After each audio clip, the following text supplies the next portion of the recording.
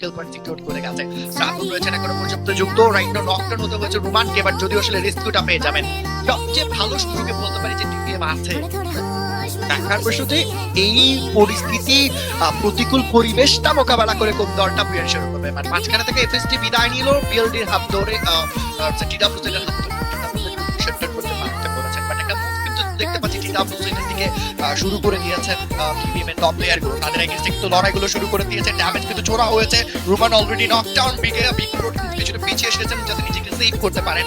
অন্যদিকে কিন্তু তাদের সাথে প্লেয়ার শ্রাবণও আছেন, গ্রেনেডের শট ভালো একটা ড্যামেজ আদায় করে নেওয়ার চেষ্টা, বাট পাল্টা নকডাউন বের করছে ট্রাকস্টার। ট্রাকস্টার শ্রাবণের পিছন দিক থেকে দিচ্ছেন বিগ রোডকে যাতে কিল পয়েন্ট রিকভার করতে পারে। বাট রাইট নাও আসলে বড় ধরনের একটা বিপদ কিন্তু আমরা দেখতে পাচ্ছি যে টিপিএম এর দিকে এগিয়ে আসছে। কালা থ্রো করা হচ্ছিল, আস্তে আস্তে কিন্তু গ্রেনেড ব্যবহার করতে পারলে আমার মনে হয় ভালো একটা প্রতিশোধ হবে। বাট এই মধ্যে ইন্টারেস্টিং সিনারি হচ্ছে যে দুইটা দল টিডব্লিউসি বিএলডি যদি একই সাথে লড়াই শুরু করে টিপিএম এর এগেইনস্টে, তাহলে কিন্তু তারা বড় বিপদে পড়বে।